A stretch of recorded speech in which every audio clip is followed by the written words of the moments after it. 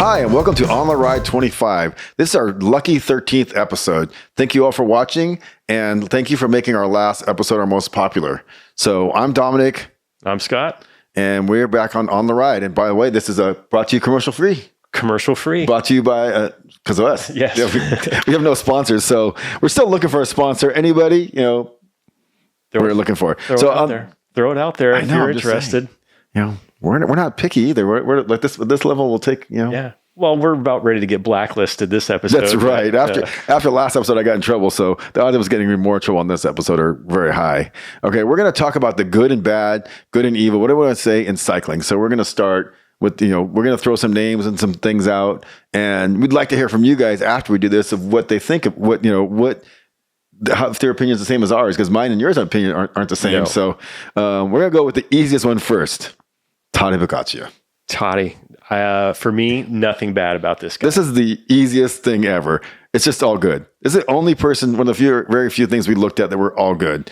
He has no baggage. He's a nice guy, races hard, races all year round. Zero drama, races all year round. There's no race that's off the table for this guy.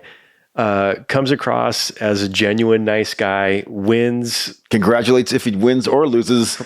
Yeah. Whoever he's racing with. It is like the easiest nice guy ever. And I'll go one more nice guy, just to make it easy. We'll go Peter Sagan. For sure. Peter Sagan, for people who weren't watching it for the last 5 minutes, was the most popular guy in cycling a few minutes ago, maybe 3 or 4 years ago when he retired. Another fast guy, a little more flamboyant than... ultimate showman, though. Yes, big showman. Yeah. Big showman, great with the crowds, liked everybody. Yes. He was never going to let a fan down for sure. He was that guy, and he won with panache. Yes, absolutely. He raced with it, either for being a non, Spanish, no pistoleras, but he was definitely out there going. He was out there, and probably the biggest by far salesman for Specialized products, probably to date or ever. Oh, for sure, yeah. Right? And he still sells product with his name on it, which is great. Right. So we're easy. Those were easy. Those are easy. So I'm gonna go right into the most controversial. Oh, hit it. Let's go. What do you guys think of Lance Armstrong? Oh, for me, this is gonna be controversial. I'm gonna get hate for sure, but I think he's good. He's good for cycling, and I'll tell you a couple of reasons why. You can't not win 7 tours. I don't care how people say he did it or didn't do it.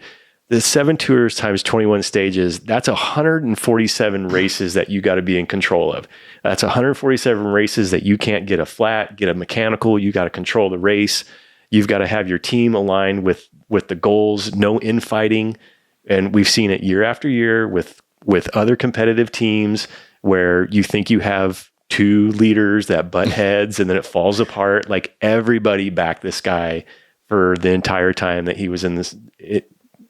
during those 7 tours. So no, we could go, look, unless we're not going to, I agree with you mostly. Yeah. I mean, there is some negatives. The whole doping scandal was huge, but it sucks. In that time, I'm going to say he was one of basically all of them.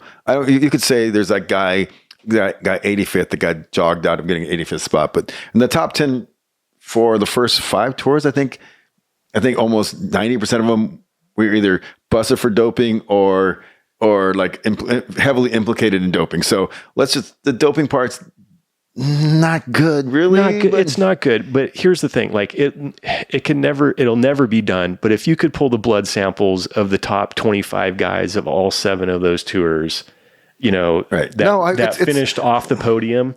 What are their samples going to come back as? Okay.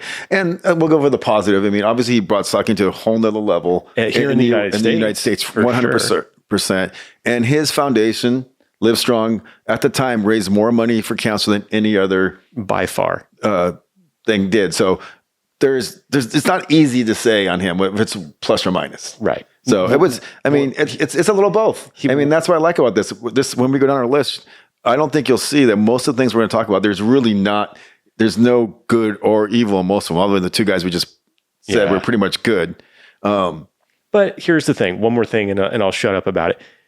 He created that foundation and net good for cancer research across the board, right? Helped out a lot of people. Was he a jerk when people were coming after him for it? Yes. Self-admittedly, he admitted that he was not the nicest guy when people were coming after his entire empire and trying to burn it to the ground. Come on, you're getting a little. He wasn't. I mean, I've met him multiple times. Luckily, by being in this industry, he was never that nice of a guy. So I'm not gonna give him. He was not nice because people come after him. He wasn't. That wasn't his personality. Yeah, which is fine. I mean, not everyone's a nice guy. Okay, so we'll go on. I want to add one more thing. Okay, one more thing. I'm gonna double down and say he's a net good for the We Do podcast. I love it for what those guys do during the tour. Him and Johan and George Hincapie and some of the guests that they have on and Spencer. Those guys really produce a great show. So okay, I won't disagree with you. If you're a cycling fan, and that's on the heels of Lance's notoriety is how that thing got started. And he's the weakest link on that podcast. 100% cannot disagree. He is the weakest link by far. Let's go with Trek Specialized. Trek Specialized bikes. They are the big ones. They're the two biggest. We put them together because they probably sell as many bikes as all the other guys put together. So are they good? I would say they do a lot. They put out the most bikes. They sponsor grassroots, pro tour, mountain biking, kids racing. They do all this stuff. I mean, they're so, innovate, mostly. Mostly. You'll get there. And then, it's not as cut and dry as that. I mean, I think they're business people. So their most important thing is for them to make money. So they can be known to being a little bit on the aggressive to their dealers and things like that. But other than that, I think they're going to go the mostly good. I can't think of a lot of things that too many bad things about them. Nothing striking comes off. Everybody that knows me and has been watching this podcast for more than 2 episodes know that I'm a Specialized fanboy. So in a lot of ways, they can do no wrong with me. But I've always gotten the support through the shop and through Specialized that I've needed if I ever had any problems or anything went wrong with any of the products that I've had. So I've got no complaints there. I think that both Trek and Specialized net good. Yeah, and they support the sport, and no matter what level or what sport it is, they're supporting it. So we'll go net good for them, at least mostly. We'll go with that. Yeah. And then if you guys disagree, let us know. And then we'll go to the kind of opposite place. We'll go with Canyon. Oh, Canyon. Oof. And I mean, so I'll go with some of the good stuff. Obviously, they sponsor, probably the second most popular racer. Without doubt. And, we could go into, I'll veer into him. Matthew Vanderpool, good. Net good. We love him. I love him. This guy, everybody knows I'm a fan of him. He is God tier for me. So whatever bike brand he wants to ride, I'll almost give a pass. But again, people that know me for more than 5 minutes and have watched this show for a couple of times, they know I've got a pass with Canyon bikes. I was an early adopter of the straight to consumer Canyon bike, bought one, and it was probably a one-off problem, but the frame cracked and I got really bad customer service. No, they're not known for the customer service. They're known, but they're semi-innovative bikes. I'd go semi-innovative. Yeah, they're not like top innovators, but they make a good bike at a good price, consumer direct. So, and they're cutting out the bike shop. So I would say that's it's a little of this. We could do the, how about that? Yeah. I'm not going to do the kid thing because I'm too old to go use those numbers. So I'm going to skip that. So is it an even push? Not good nor bad in our opinion? I think it's a little of both. So we're going to give it to them. All right. Well, let the audience decide then in the comments. All right. Let's go to the next one because I'm going to disagree with most people on this. We're going to go to e-bikes. So e-bikes I think are mostly good. I really like how e-biking has made cycling open to more people to have more fun riding. Because the thing about cycling, it's all about having fun, enjoying yourself. 99.9% of people aren't racing anywhere.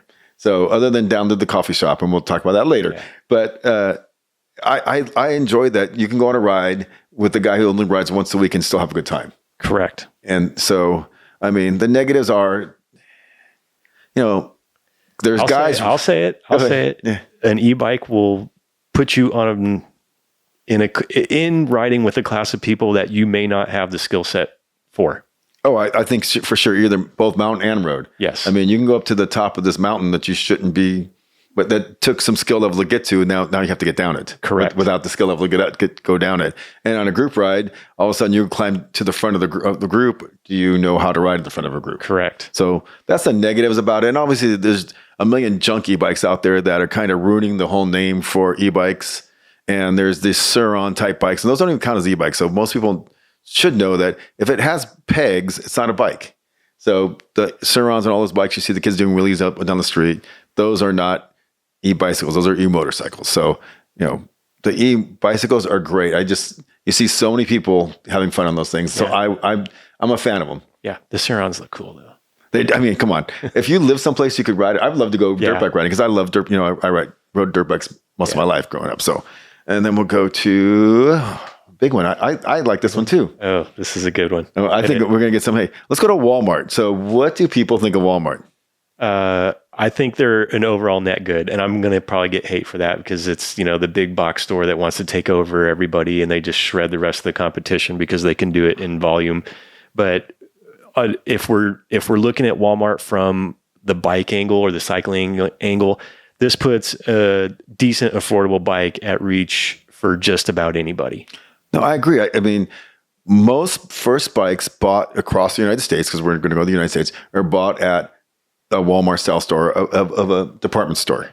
So Walmart's the biggest, so we're going to give them that. But let's go to the next level. Their home town, Betancourt, was designed. Bentonville. Bentonville, Arkansas, sorry. Yeah. Bentonville was designed with cycling in mind. They have road paths all over the whole town, and they have mountain paths, so you can really get around the whole town without ever driving a car. Yeah. And they have cultivated trails all over the place. So they have built a massive infrastructure there in Bentonville, Arkansas, for nothing but bike riding. And for that, I got to give them a net good. And the Suns are huge cycling fans. So they are fans of the sport, so much so that they bought.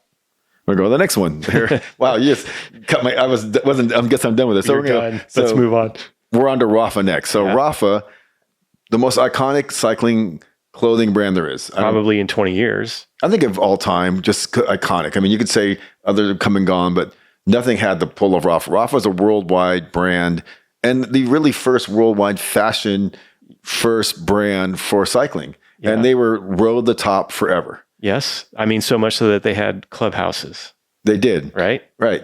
Coffee shops. They had the whole bit. Yep. You could go, and people would go to Rafa in, I think there's Tokyo. It was when Tokyo and Spain, I think. I know England. So it was a worldwide brand, and cycling needs things like that. So I mean, I know that's not what it once was, because it's kind of like any fashion brand. It's really hard to replicate that for year after year after year. And they did a really good job. The companies like MAP and these other companies have kind of come in and kind of taken their steam now, and they're not what they once were. But, I was telling you, like everything, in 10 years, it'll be popular again. So if they stick around, you watch, they're going to be like the Union jeans, and everyone's going to go like, oh, I never wore those. Now they're going to be coming back in fashion again. So I'm the stripe on your arms coming back, guys. Maybe not this week. Hold on to your vintage Rafa gear. It's going to make a comeback in 10 years. I don't think so. I'm going to say Rafa's done. It's not done. I don't want to say it's bad, but it's definitely not good anymore, in my opinion. As far as like an elite boutique brand, I feel like they've passed their best days. They're not the top of this point in time. No. Their best days are in the rearview mirror. They've got sold out back to the owners, the sons of Walmart, and they're no longer sponsoring EF. They're going to sponsor USA Cycling, which. Oh, we go to that was another roll. Wow, we're doing so good versus bad. We're moving into our own pull. So we're going to go to. This is later on. I think I'm going to go to USA Cycling. So USA Cycling, to me, is a net evil. Oh, it couldn't get any worse than USA Cycling. You cannot think of what they've done to promote the sport. I've seen a lot of things they did to make it worse. But I mean, over the years, I've been doing this forever. They collect dues for racing. They do all these things, and basically, they've done nothing but watch the sport shrink and doing nothing about it. I mean, if you're a top elite athlete, you maybe get invited to the Colorado camp, or you're meant to go to Europe for a couple of juniors. We're talking a handful of them, right? But like they've done nothing. There's no There's one UCI race in the U.S.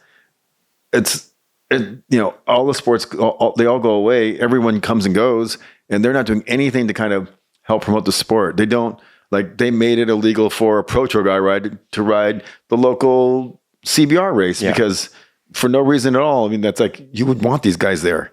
It's like, they're so out of touch with the regular cyclist, the local cyclist, whether you're a racer, mountain biker, and they're in charge of everything, BMX. I'm gonna double down on what you already said. If you're a high level cyclist, there's probably in the United States, there's probably a high level chance that a European development team has probably already got their eye on you, and you've probably got a much better chance in a cycling future to chase that route than to hold out for USA Cycling to help you out in any way.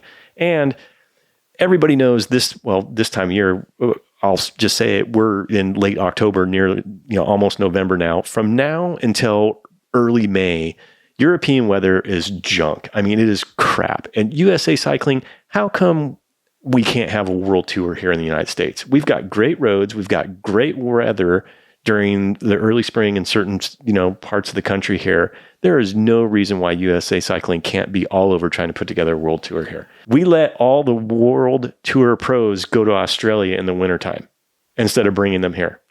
No, I mean, we had the Tour of California, which was, went away for multiple reasons. I didn't see USA Cycling get involved in it at all. Where was their big push to try to keep it going? There was nothing there. It was like when California had their whatever issues with it, they didn't step in. They didn't say, "Oh, let's do one and let's make it more regional. Let's do whatever." Because the Euros don't want to race in Europe in the spring. No, they'd much rather come here. Right. I mean, have you been to Belgium in the spring? I haven't, but I've literally seen the weather reports and watched the people racing them. They do not. I talked to Cameron Murph about this one time. He's like, "Dude, we don't want to be here. Like, Tour of California is the greatest thing ever. We get to go to In and Out, and we get to train in Southern California, which is fantastic." Awesome. I have been to Europe in late February, and I can tell you, in and around Antwerp, it is cold. It is ice cold. I mean, it's cold like you can't believe. So if we've already talked about USA Cycling, then let's move into the big dog. We'll go to UCI. UCI. So UCI is they control everything worldwide, from gravel to road to mountain biking. So I found them very anti technology, but I find them. I would go fair on them. I would go fair because they do. They have all the races. I mean, the Tour de France and all that kind of stuff. Obviously, the Tour de France has I wouldn't say they're holding their balls, but they pretty much got the UCI by the I know where you're going with this. So, I mean, somebody has to be taking care of the rules, right? And nobody wants to be the referee. It's a thankless job. Somebody's got to do it. But like you said, they are deathly afraid of innovation. They are deathly afraid of new technology coming in, to put restrictions on sock length and handlebar width, and I mean, it's tire size, depth of wheels, all these things. Anything that's going to make the racing faster or grander, it's like, oh, we want to keep it, we have to keep it original and right. No one's riding down tube shifting steel bikes anymore. Right. Yeah. So I mean, so that's a long time ago. So and again, they're very controlled by the Tour de France organizers. Yes. So that's a very strong French influence on them, and the French aren't really known for the big innovations when it comes to cycling. That's not their thing. No. So that's a UCI. Anything else? I think there's more on the UCI than that, because also they took over gravel, and their idea of gravel is not gravel, right. And so we're going to go into that next. How about we're going to hit gravel racing? Yeah. So gravel racing to me, and gravel riding. I'm not a gravel rider. I mean, I'll be 100%. You guys, everyone knows I'm not a fan of it. I know it's not the most popular thing to say, because everyone thought, first of all, when gravel riding came out, I was told by big wigs that specialize that's going to take over road cycling. It never did. Which we were all told that. Yeah, I knew. I did. It's not as fun, especially here. I mean, I rode in Pennsylvania, and then you're on all these farm roads. It was amazing. I thought that was great. But riding here in Southern California, I mean, Temecula's okay, But here, I'm not going to ride a road bike with fat tires up and down, Marshall Canyon and stuff like that, and on a mountain bike trails. That's not that fun. And then the whole thing about gravel racing, it's like there's one or two gravel races. I mean, is BWR gravel racing? I don't know. The course at BWR, it changes and it's modified, slightly year after year. And I mean, there are some pretty technical sections, and they seem to get more technical every year. It's come a long way so you could win on a road bike. There's no road bike out there. Right. I mean, anybody that's on tires smaller than 37, well, in some of those sections, you're taking a chance, right. A big chance. No, well, that's BWR. That's kind of gravel. I don't know if that's gravel. We call it. It's gravelish with some road mixed in. I think it's kind of fun. It's very popular. It sells out. So I'm not saying that it's not a popular thing. I'm just saying I just don't. I'm not going plus. But you guys make your decision. I think we're going to leave this one up. I think it's a net positive because you're riding a bike. Sure. I'm going to go with the racing part of it. I mean, I looked at the Euro racing and it looked like literally I could do it on my road bike. Without a doubt, I watched the Gravel World Championships and I made my comments on Instagram about it. And that was beyond Champagne gravel. No, it looks nothing like the 200 miler that we do here. Yeah. My neighbor's driveway is rougher than the course that they had in for the World Championships was gravel race. So no, I agree. So maybe gravel is more good, bad versus your geographical location, right? Yeah, and I think it's fine. I mean, so my ultimate take on gravel is I'm just not a super. I don't care about it that much, but I know it's a big deal, ish. And you guys tell me what you think about it. I'm just not. I don't really. All right. So if we're ending it on gravel, let's segue into cyclocross, which I care even less about. Oh, see, now you and I differ on this. I know you love it, and I absolutely love it. Out of the two of us, only one person's done a cyclocross race here. Well, that is true. I did do a cyclocross race. I'm 1-for-1 in cyclocross racing, and I won my only cyclocross race. Just letting you know. Oh, wow! I did. I won it. I was. I got in trouble for winning because I thought public was for beginners. Ah, okay. Public is for beginners. Oh. All right. So hey, a win's a win. Yeah. So story time. I haven't done story time in a long time. So here it is, story time. Our producers look at me, what the hell story time? If you saw any of our other ones, Dom likes telling stories. So story time is, here I am. I think I want to try cyclocross. So at the time I get this really bitchin' Le Mans bike, build it up, nice, top of line, everything, of course. Is this center pole brake still? It was, 100%. There's no. Okay. Yeah. So, beautiful steel bike, Durace, great. So I go to this race, beautiful brand new bike, all kitted up, and I line up in the public category with guys on mountain bikes. Oh, okay. Other bikes. I had never done a cyclocross race. I practiced here, and the guys told me how to practice. So I went and did it. And at the time, I was a medium strong, Cat 3, Cat 4 racer. So we go, they blow the whistle. We go off. I'm technically not good, but I was better than most of the people in my category. Okay. All right. So, and then basically after, I think our race was like 40 minutes, I want to say. Yeah, sounds about right. I lapped most of the field. Oh. It was not, but the thing about it was that I was getting heckled and yelled at the whole time from the cyclocross races. That's cyclocross. I know, but I wasn't ready for it at the time. So I finished the race. I gave a high symbol to the people that were heckling me. Oh yeah, and left. And so, to this day, I regret that because I did not understand the whole thing. Now I would think it's funny. Yeah, but at the time, I had never been to a cyclocross race before. I've only seen him. I saw him on YouTube because never on TV. And yeah, I didn't get the whole thing. I was, at the time I had a $5,000 cyclocross bike, which was a lot of money back then. That was a huge sum of money for a cyclocross and there's bike. Only half the field had cyclocross bikes, and none of them were that nice. So needless to say, I sold the bike a couple days later and retired from cyclocross. So that's my cyclocross story. So end of story time. We can get back to why I love it. I absolutely love it. It's a short race. The pros only race for about an hour. It's typically 7 or 8 laps of a course. They're always mostly overseas in and around Belgium and Netherlands. This time of year, the courses are wrecked due to the weather. So this is technical riding level 10. This is God-tiered technical riding.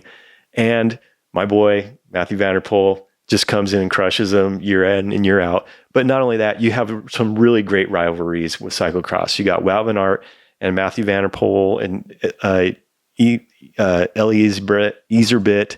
Okay, and a few others, and these guys, they just smash it. And until when the World Tour guy comes, they smash them, and they're all racing for what place they're not in. Well, they're all racing for way off podium, right. when Wout and Matthew Van Der Poel and Tom Pidcock show up. That's the top three guaranteed. It's game over for everybody else. Right. But I love it. Like I said, it's an hour race. You're in and out. You're not committed for 4 or 5 hours like a World Tour race or like a Classics race or something like that. And you get to just see some excellent riding. So for me, I'm all about it. Okay. For me, not good. For you, I just don't care less. It doesn't even rate on the radar. I do like it watching Matthew pull away from everybody. And then after that, it's over. And I don't care. Right. And if it's really muddy, why are you riding your bike? For guys like you and me, that's fair. You guys know I don't ride in the rain, let alone mud and all that kind of stuff. So that's out. So we'll go to mountain bike racing. This one's all on you. So mountain bike racing, I think it's fun to watch. I think it's way more entertaining to watch than cyclocross because it's more technical. There's more stuff. There's jumps and there's kind of cool things. There's not some guy running up a hill. There's actually guys, we'll go cross country mountain biking. It's super fun because your boy Matthew comes to that once in a while. Yeah, if he doesn't crash. Yeah, he was good a couple of years ago, but now he's too much. But it's super. I think it's super fun to watch. And then of course there's the downhill racing, which is fun. The downhill, I'll cut you off. The downhill clips on YouTube, those are always amazing to watch. The stuff that some of those guys and girls pull off is just otherworldly. Kudos to them, hats off. But that's where it ends for me. I'll watch the YouTube, 10-second clip. But other than that, I have no interest in it. And the other thing is the atmosphere. Whether it's a local mountain bike race, a big mountain bike race, it's always fun. It's always... you go to down here, we have Over the Hump, we have Big Bear, we have all these things. You go to them, people are hanging out. They're like, having beers or hanging out with the family, barbecuing, going to get, they're going to, if they're up to Big Bear, they go to the chalet and, have some drinks and have some food and talk. Okay. It's just it's a social, fun event. So that's what mountain biking has than any of the cycling sports, that they really do that the best. Okay. You haven't sold me on it, but I'll say okay. Okay, we'll go watch one. We'll go to next time we'll go to Big Bear. All right. We'll go up there and spend the night and have some dinner, watch them, then we'll have lunch and some drinks and we'll dinner again. Sounds like a fun day to me, no matter what. And watch a bike race. Sounds good. And I'm going to talk about the one thing that's all good. Coffee shop bike rides. No, the coffee ride. Can't beat it. This is it. This is what cycling's all about. I say this for the end because there's nothing more fun than whether mountain bike riding, road riding, getting a few guys together, doing your ride, whether you're going to do Montrose or doing a local ride or for your friends. You end up, have a coffee shop, you get to sit around, talk about whatever. I mean, we've made friends, you make so many friends from the groups you ride with, and it's just fun. You go to start someplace and either have coffee beforehand. If you're do things right, you have coffee beforehand. Get to ride for a few hours and have coffee and something to eat after. Right. That's a good day. Yeah, like there's nothing more it is a coffee ride. That the goal is we're going here to have coffee and then turn around and come back. 100%. Yeah. Go out to Sierra Madre and have some great, nothing like a homemade pastry on the middle of a bike ride. Yeah, that's to me, that's the greatest. You screw around a little bit, maybe a guy attacks a little faux attack on a hill, just to like, God, there goes Tom. You feel pro, you feel like the pros. Like you're out there in your kits, eating, talking about your ride, talking about what else is going on. Yeah, and for the 90% of the ride is tempo, maybe. Yeah, but it's like you see so much stuff. You get to experience so much stuff, and this is the essence of cycling. No matter what is, when you get a few guys together, and guys, I mean guys and girls. Yes, of course, always. Just to go out there and have a good time and enjoy it, and to end it at a place where you guys get to all sit and talk about what you saw, what you did, what's gone on the last few times, whether it's riding or family or whatever it is. There's always so much to catch up on, and that's what the essence of cycling is all about. Yes. And so all these things we went through are great, but nothing's as good as this. Yeah. For sure. Net good there. I leave your comments. I'll argue any of them that say that a coffee ride is bad. No, they're wrong. Yeah. All right, so we're going to go on to Scott's. Got a few of his pet peeves. Yeah, pet peeves or riding etiquette. Yeah, I've got 2 for this episode. Bike in good working condition. Nothing irritates me and a lot of the other people I know on group rides more than when somebody shows up and if they've got something they know is wrong with their bike, every time they stand up, it makes a click or a grind or a squeal or a squeak or something like that. Nothing drives the group crazy more than that. If you're going to come on the group ride, take the time earlier in the week to get your little problems on your bike worked out. It's going to be better for you and it's going to be better for everybody else. No, I mean, I will triple down on this one. First of all, your bike was squeaking last week. It should not be squeaking this week. Yes. You patched that tube 4 or 5 times. That tube should not be in your bike anymore on a group ride. Yeah. If you want to take the chance on your own ride, go for it. But you should not have a group wait on you because something happened to your bike that you knew was coming in. Correct. Your bike doesn't have to be clean because mine isn't always clean. Well, it should be just in good working shape. You're a violator of that. Of that. I used to be always used to be clean. Yeah. That was a story. That's a different story. Yeah, you had people. I had people. I have no people anymore, so that's just me now. But it's a simple thing. I mean, remember. Sometimes you forget you change a little squeaky and you put the bike away. I'm going to lube it. That's semi-acceptable. Once or twice, but you can't do it on a regular basis. Yeah. All right. What's your other one? My last one for this episode, be punctual. If you're showing up for a group ride, even if it's just the 2 of you, if you have determined, hey, we're going to ride at 9, don't roll up in the car and still have to put on half your kit and assemble half your bike and put the front tire on and pump it up. Pump up I have the to tires. go get some water, stuff. Next thing you know, you start riding at, well, no one rides at 9, but let's just say 9 o'clock just for argument. Sure. And, you show up at 9:05, text people, I'm on my way. Right. And so everyone's waiting for you. Now you're 9:07 before you get there. And then you have to do a bunch of stuff and you're not leaving until 9:20. Yeah. Most group rides have a set time. They're long standing, that the route doesn't change. You know what time they leave. Do your best to get there and be ready to go at the time. No, I agree. And I find it, I'm old school guy. I think that the lack of respect for everybody else. So I know people who do it. We know the serial offenders. Yes. It's because it's always the same people. Yes. So be on time. Just show respect for everybody else. Yeah. All right. Well, thank you. That's our show this time. Thank you very much. Again, every time, subscribe, follow, like, share, comment. All that helps us out. We appreciate it all. We're out there. If you want us to talk about something else, let us know. I love it. I get on DMs and I get people talking on the side of the road. That kind of stuff makes this show even more fun to do. Yeah, absolutely. If you guys have a topic that you want us to try to cover, we'll try to do the best we can to do a deep dive into it, and keep the comments coming, good or bad. And we're going to get some guests again. We with our new producer we have here, we wanted to kind of do some with just Tim. And I think you'll see we'll get some guests again. If anybody you want us to try to get on our show, or if you know somebody who wants to be on our show, even better, hit us up. All right, thank you. We'll see you again on the ride. Adios. Bye.